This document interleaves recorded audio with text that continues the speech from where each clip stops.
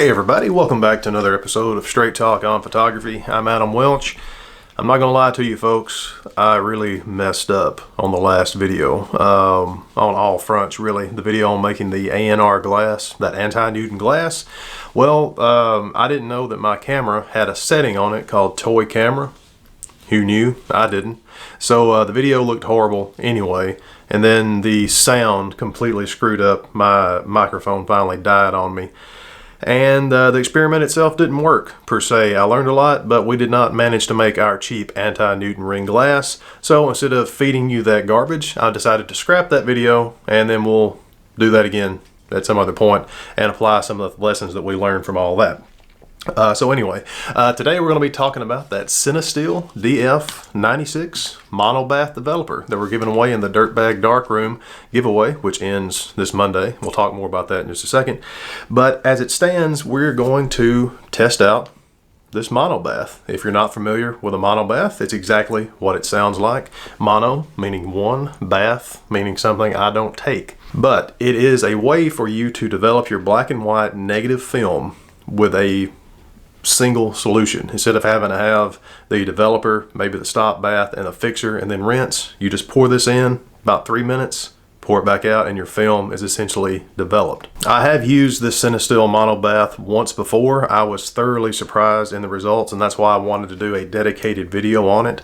I wish I had this back when I was filming the Dirtbag Darkroom video series out in Mojave. It would have made things so much easier. So what we're going to be doing today, I have two frames left on a roll of 120 medium format Arista EDU Ultra 400 black and white negative film. I was shooting this during that photographic ASMR video. Check that out, by the way, it's kind of cool. But I should have some images from the Appalachian Mountains and then plus whatever I'm going to shoot. So we're going to go fire those off, come back in here, develop them using that Cinestill Df96 and see what we get. So let's do this.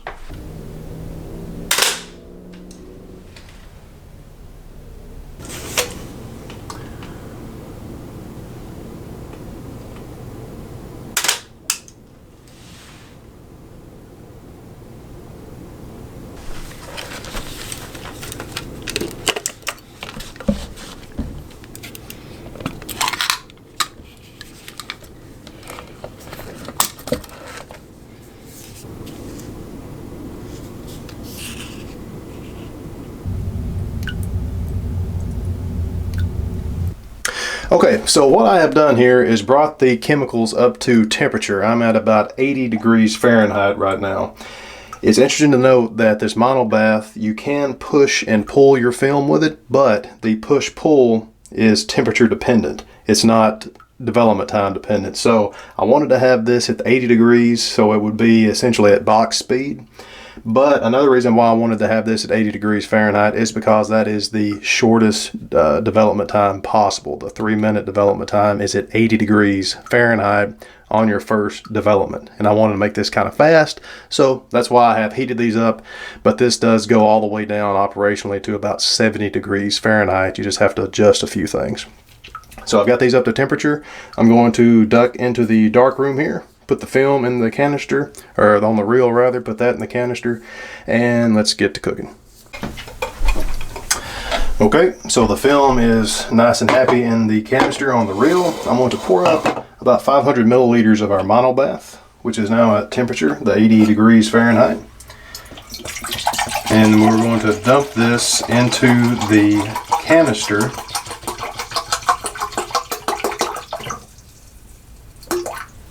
Once we've allowed the film to pre-soak for about a minute. Now I've heard some folks saying that they don't pre-soak when they're using this monobath. That's fine, but we are going to. Alexa, set a timer for 1 minute.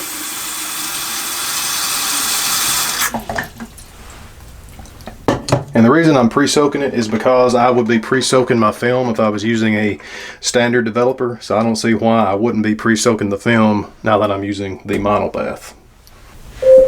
Alexa, stop. All right, we're going to pour out the water of our soap. Arista always has this nice aquamarine color. And now we can actually develop the film. Let's keep in check on the temperature here.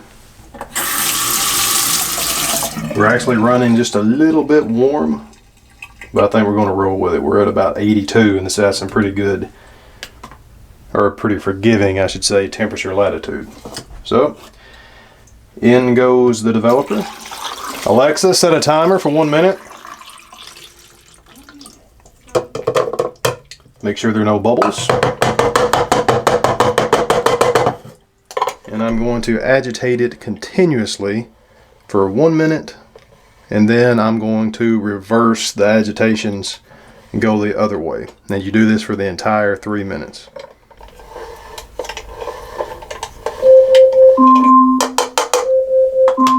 Alexa, stop.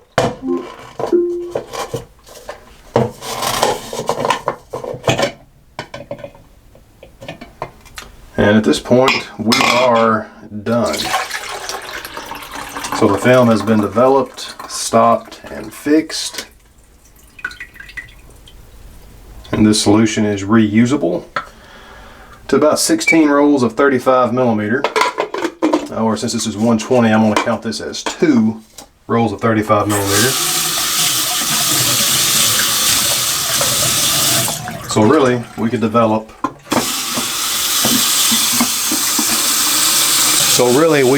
seven more rolls of medium format 120 film, or 14 more rolls of 35 millimeter film with the same liter of Df96 Monobath, which is pretty cool.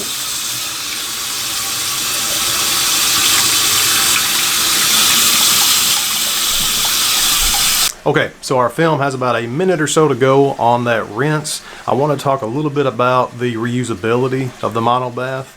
True, it's good for up to 16 rolls of 35 millimeter. We'll call it 8 rolls of 120. But every time that you reuse it, per roll, or per roll of 35 millimeter, I think you have to extend your next development time by 4%. It might not be 4%, but I'm going to look it up and I'll put it down here in the bottom of the video so you know for sure. So every time you develop a roll of film, you have to lengthen the development time. So by the time that all this is exhausted, you're probably going to be up to, let's say, 7-8 minutes development time, which is actually pretty good.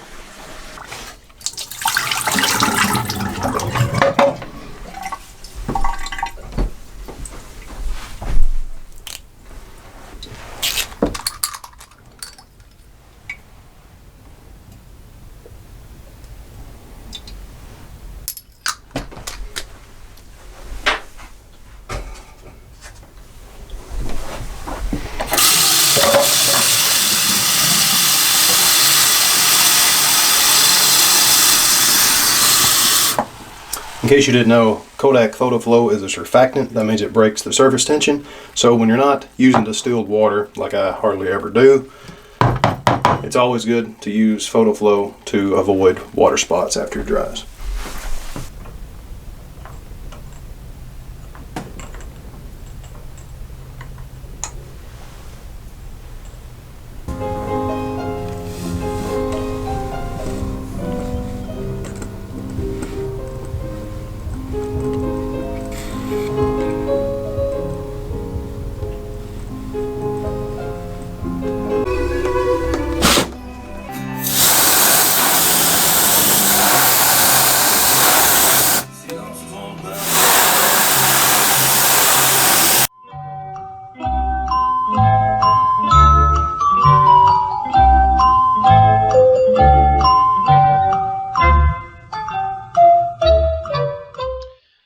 Okay, so now we have the negative scans imported into Lightroom. I've dumped them into a collection here, and we have 10 images overall. Now, I haven't done anything to these other than scan them. So these are direct scans. I have cropped the frame in just a little bit to clean everything up, but I haven't edited anything else. I didn't scan with the unsharp mask on. I haven't done anything like that with the scan. So for all intents and purposes, these are completely raw files. Incidentally, if you're curious about it, I scanned the negatives at 24 ppi, pixels per inch, which is kind of on the high side before you strike a balance between file size and image quality. But I really wanted to be able to peep at the grain structure of this film so I could tell how tight the grain was using that Cinestill Monobath. And if you would want to really geek out, you'll notice the dimensions here. Each one of these equal out roughly around 35.5 megapixel, if you were curious. So let's take a look at these. We've already zoomed in on this one a little bit. The sharpness is very good. The grain is actually really tight. This is 400 speed, and I developed it at the box speed for the 3 minutes at 80 degrees with that Cinestill Monobath. And like I said, I'm generally an X-Tall man, a Kodak X-Tall developer. I use that for all of my 35 millimeters and any of the smaller film formats like that, where the grain can really end up being a problem for you if you're not careful. Now my 4x5 and even my medium format is not so much of an issue because the grain is so small relative to the overall size of the negative, but it's always great to keep that grain nice and tight. And looking at these, I have to say the shadow detail and the highlight retention is awesome. This was about the same kind of results I had the first time I used this Monobath. And I'm actually really pleased. I'm going to turn on the clipping, which apparently there's not any. So we could go all the way up, and we're just now beginning to see some white clippings in the brightest highlights. And then when we go back the other direction, wow. I can't even get that to go all black. So yeah, that's pretty good. Nice. Alright, let's look at another one here. Now this one we have some burnout highlights, but that is the sun, so that's really understandable. But you can take that down easily. And again, sharpness looks great. You can see this rim light here on the trunk of the tree. Make out the individual needles on this hemlock tree. So that's great. And really I'm pleased with the contrast too. I think these look a little soft just for speaking of the contrast, but I think that is something really to do with my scan. The negative density looks really good under the loupe. So yeah, that's actually really nice. Just absolutely love that soft gradation of film. I know that you hear this a lot, but these are medium format, and they really have that medium format feel, I have to say. And that developer, from what I saw, was worked great. These are the final 2 frames we fired off, and I don't know, I think this one had some water spots on there, the same with the egg. Nothing to write home about, but those work just fine too. And if we zoom in here on these blinds, we can see the grain structure of the wood, so the sharpness on that is again excellent, and both of these were shot, as you saw, handheld. So yeah, overall that Cinestill Monobath, at least in practice here, is looking really good. I think I've worked with these some. Again, these were just the scans, but I think I have one that is actually processed and that I toned, if I can find it real fast, just so you can have an idea of what would be possible. Yeah, here we go. And I really like that one. I put in a little bit of high pass sharpening in Photoshop, of course the toning. Then I worked with the highlights to get them a little bit more under control. But even with that sharpening added, that grain, let's go to 1 to 3. Oops, sorry, there we go. 3 to 1, sorry. Really zoom in on that. The grain looks really impressive, especially when you take into consideration this was a 3-minute development from start to finish, if you don't count the rinse. And I couldn't be happier. I really couldn't ask, even for my normal developer, my X-Tall, this would be a solid development. So that Cinestill Monobath, the Df96, not too bad. Okay guys, so what have we learned about Cinestill's Df96 Monobath developer? First of all, it's extremely impressive. I know this wasn't the most scientific of tests, but from a practical standpoint, it did really well. The sharpness was great. The contrast was perfectly fine for the type of development we were doing. The grain is what is most impressive to me. The grain structure is very, very tight using this. We shot that Arista film and processed it at box speed, so 400 speed. And even on that medium ISO film, what you would call a medium ISO film, the grain looked really, really good. Overall, I don't think I'm going to just completely switch over to that Monobath developer, which it very well, that could be the case down the road. But definitely when I'm like mobile on the road, needing to develop my film like I was in that Dirtbag Darkroom video series, that would have made a hell of a lot of difference. I really wish I'd had that Monobath then, because you can condense down all those chemicals I was carrying into that one little liter of Monobath developer, which is awesome. Another thing, it's great for beginners if you're just getting into developing your own film at home. It can be a little intimidating. There's really not a reason for it to be, but dealing with the developers, the fixtures, all that kind of stuff, it can be a little bit daunting when you're first just getting into the this rabbit hole of home darkroom madness. But that eliminates all of that. You have one bottle, you pour it in, you can develop up to 16 rolls of 35 millimeter. You keep an eye on it. When it starts to get turgid, get brown, the chemicals getting exhausted, you just get another one. And it's actually not that expensive. I just checked Cinestill's website, and the liquid like we're using here was I think $19.99. So for under 20 bucks, you can develop at least 16 rolls of film. And then they have the powdered form of the Monobath, and that was on sale right now, I think for like $3 cheaper, so $16.99 for that. So it's relatively cost effective, especially just to get into this if you are a beginner, and that's why I decided to go ahead and include that in our Dirtbag Darkroom giveaway, because it's the easiest way to start developing your own film at home. And speaking of the giveaway, the winner for that will be announced this coming Monday. Today is Saturday, November 23rd, so November 25th, this coming Monday. I'll be picking the winner for that. And I've noticed, I really appreciate it, but I've noticed I have quite a few international entrants into that, but I'm not responsible for the shipping of that internationally. Any problems that might arise from that, you need to know your local laws about receiving the chemicals. I don't think there'll be a problem, but you never know, so fair warning on that.